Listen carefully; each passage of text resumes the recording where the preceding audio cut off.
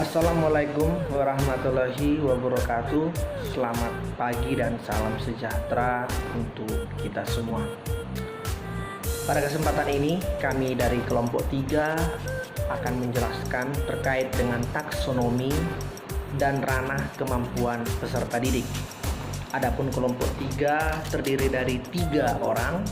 Pertama adalah saudari Silmi Maulina, dan yang kedua adalah saudari Siti Ayu Zilfania, dan yang ketiga adalah saya sendiri Sandro Torang Hamonangan Sirait. Pertama, saya akan membawakan materi taksonomi secara umum.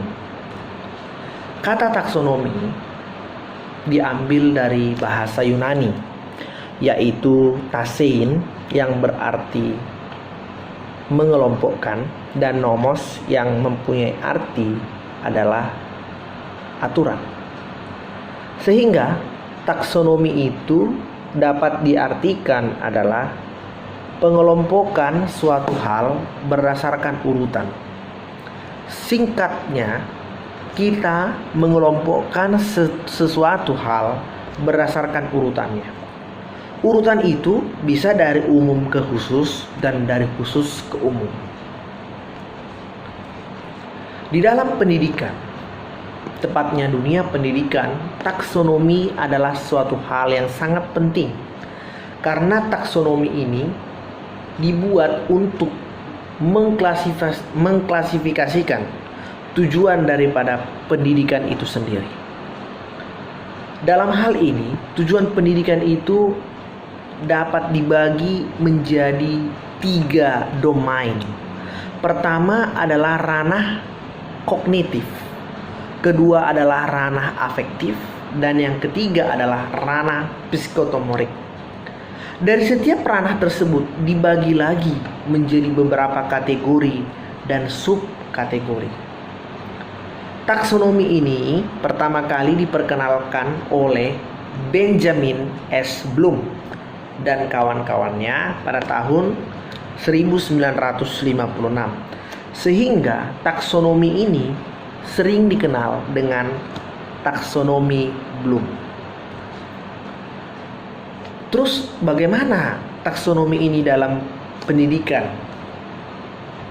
Di manakah letaknya? Nah, taksonomi dalam dunia pendidikan Indonesia diatur melalui Undang-Undang Nomor 20 Tahun 2003 tentang Sistem Pendidikan Nasional, di mana disebutkan bahwa wujud dari tujuan pendidikan itu dapat berupa pengetahuan, dapat berupa keterampilan, nilai, dan sikap.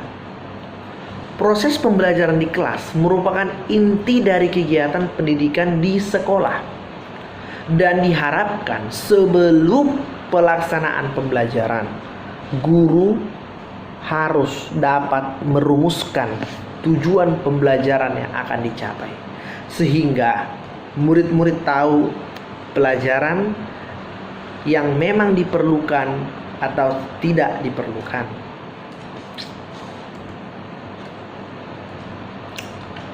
Menurut Scriven, ada hubungan erat.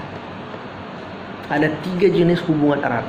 Pertama, tujuan si kurikulum itu dengan bahan pelajaran. Yang kedua, bahan pelajaran tadi dengan alat-alat evaluasi. Dan yang ketiga adalah tujuan kurikulum dengan alat-alat evaluasi.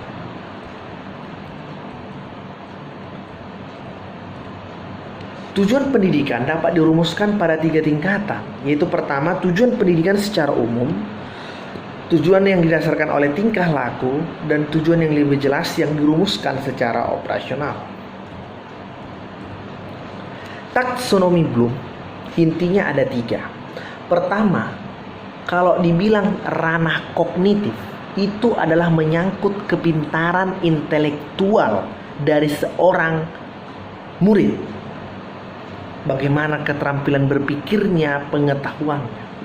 Yang kedua adalah ranah afektif, berisi atau menekankan aspek sikap. Bagaimana sikapnya, perasaan, emosi, minat, dan penyesuaian diri. Dan yang terakhir adalah ranah psikomotor, yaitu berisi penekanan perilaku-perilaku yang lebih ke arah keterampilan seperti menulis, mengetik, berenang, dan mengoperasikan mesin. Hal-hal seperti itu sebenarnya sudah pernah disampaikan oleh Ki Hajar Dewantara dengan slogan Cipta, Rasa, dan Karsa. Ada 4 prinsip dasar di dalam penggunaan taksonomi Bloom. Pertama, prinsip metodologis, prinsip psikologis, prinsip logis, dan tingkatan tujuan. Demikianlah sesi pertama. Sesi selanjutnya, lain-lain taksonomi, akan dibawakan oleh Saudara Silmi Maulina. Demikian disampaikan. Kenalkan, saya Silmi Maulina dengan NPM 2017 1350141. Di sini saya akan melanjutkan pemaparan tentang lain-lain dari taksonomi. Menjelaskan taksonomi Bloom, maka saya akan menjelaskan lain dari taksonomi. Yang pertama itu ada taksonomi Solo. John Biggs dan Kevin Coles pada tahun 1982 di New York, Amerika Serikat mengembangkan model taksonomi dengan tujuan pembelajaran yang kemudian dikenal dengan taksonomi Solo atau The Structure of the Observed Learning Outcome. Taksonomi ini dikembangkan dengan alasan yang menyediakan cara yang sederhana dan kuat yang menggambarkan hasil belajar tumbuh dalam kompleksitas dari permukaan ke dalam untuk pemahaman konsep. Nah, tahapan respon berpikir dalam taksonomi Solo itu ada 5 tahap. Yang pertama ada tahap prestruktural atau yang dikenal dengan level 0. Pada tahap ini, siswa memiliki sangat sedikit informasi yang bahkan tidak saling berhubungan. Yang kedua ada tahap unistruktural, di mana tahap ini dikenal dengan level pertama, yakni siswa tidak memiliki konsep bahkan makna, tapi sudah memiliki informasi. Akan tetapi, informasi tersebut belum memiliki hubungan yang jelas dan sederhana. Ada tahap ketiga, yakni multistruktural. Multistruktural itu dikenal dengan level 2. Siswa sudah memiliki informasi, namun masih bersifat terpisah, belum menjadi satu kesatuan. Tahap keempat itu ada level 3, di mana siswa dapat menghubungkan antara fakta dengan teori serta tindakan dan tujuan. Ya, dan yang level terakhir, level keempat ada extend abstrak, di mana siswa dapat melakukan koneksi konsep yang sudah diberikan maupun yang belum diberikan, seperti dapat membuat perumpamaan dari informasi-informasi yang telah didapat. Selanjutnya, lain taksonomi yang kedua adalah taksonomi Fink. Berbeda dengan taksonomi Bloom dan Solo, L.D. Fink berasal dari Oklahoma, Amerika Serikat. Pada tahun 2003 menyajikan sebuah taksonomi yang tidak hierarkis. Fink mengembangkan taksonomi ini dengan alasan untuk mengembangkan bahasa dan kerangka kerja konseptual untuk mengidentifikasi beberapa cara di mana pembelajaran bisa menjadi signifikan, sehingga guru dapat memutuskan mana dari berbagai macam signifikan belajar yang mendukung dan mempromosikan di pembelajaran tertentu dan pengalaman belajar. Dalam taksonomi Fink terdapat 6 dimensi, yakni ada dimensi pengetahuan dasar, penerapan, penyatuan, kemanusiaan, kasih sayang, serta belajar untuk belajar. Selanjutnya ada taksonomi Marzano, yakni Robert J. Marzano pada tahun 2000. Dia seorang peneliti pendidikan terkemuka berasal dari Colorado, Amerika Serikat, telah mengusulkan apa yang disebutnya sebuah taksonomi baru dari tujuan pendidikan. Dikembangkan untuk sebuah keterbatasan dari taksonomi Bloom yang telah digunakan secara luas serta situasi terkini. Model kecakapan berpikir yang dikembangkan mempengaruhi bagaimana cara siswa itu berpikir, serta menghadirkan teori berbagai riset atau penelitian untuk membantu para guru memperbaiki kecakapan berpikir para siswanya. Nah, taksonomi Mariana ini mengkonsep kembali hierarki Bloom menjadi 6 kategori yang berbeda, yakni ada retrieval, comprehension, analysis, utilization, metakognisi, dan self. Poin 1 sampai 4 itu masuk ke dalam poin kognitif, metakognitif serta self itu self harm. Ya. Berinteraksi, poin-poin di atas tersebut berinteraksi pada 3 pengetahuan awal, yakni ada informasi, ada prosedur mental, serta prosedur psikomotor yang saling berkaitan satu sama lain. Oke, selanjutnya akan dilanjutkan oleh rekan saya, Siti Ayu Zilfania. Perkenalkan, saya Siti Ayu Zilfania, NPM 2017-13500217. Saya akan melanjutkan materi berikutnya, yaitu mengenai pengukuran ranah kognitif, afektif, dan psikomotorik. Nah, yang pertama ada ranah kognitif atau cognitive domain. Ranah kognitif ini berhubungan dengan kemampuan dalam aspek pengetahuan dan penalaran. Ranah kognitif ini terdapat 6 tingkatan, yaitu ada CS1, knowledge atau pengetahuan, contohnya menjelaskan materi pelajaran. Terus ada C2, comprehension atau pemahaman, contohnya yaitu merangkum materi pelajaran.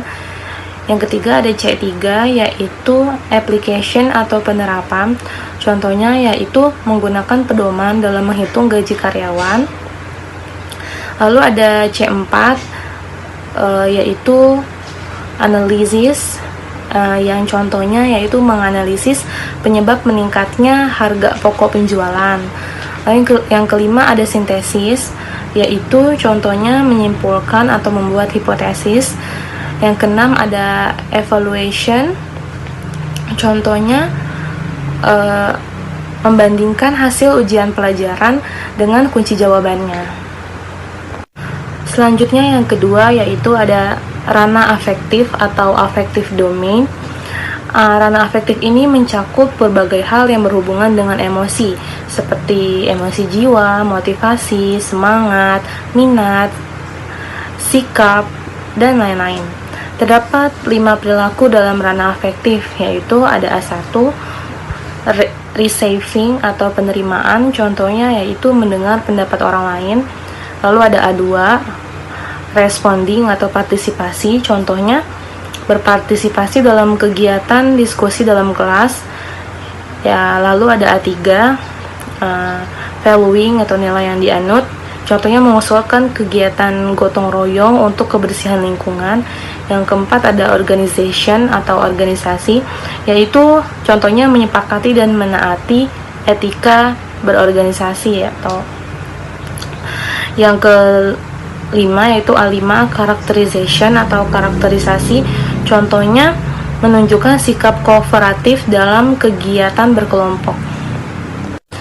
Yang ketiga yaitu ada ranah psikomotorik atau psikomotorik domain. Ranah psikomotorik ini mencakup gerakan dan koordinasi jasmani, keterampilan motorik, dan kemampuan fisik. Terdapat 7 kategori dalam ranah psikomotorik, yaitu yang pertama PS1 atau perception atau persepsi, contohnya menaikkan suhu AC ketika merasa kedinginan. Lalu ada P2, kesiapan atau set, yaitu contohnya melaksanakan suatu pekerjaan dengan urutannya. Lalu ada P3, yaitu reaksi yang diarahkan atau guided response, contohnya yaitu meniru suatu gerakan. Yang keempat yaitu ada P4, reaksi yang natural atau mechanical response, contohnya mengetik dengan cepat dan tepat karena sudah terbiasa. Lalu ada P5, reaksi yang kompleks atau complex response, contohnya yaitu membongkar dan memasang kembali suatu peralatan dengan tepat. Lalu ada P6, adaptasi, adjustment, contohnya melakukan perubahan dengan cepat dan tepat pada suatu kejadian tak terduga tanpa merusak pola yang ada. Yang terakhir itu ada P7, kreativitas atau creativity, contohnya itu menciptakan kreasi tari yang baru.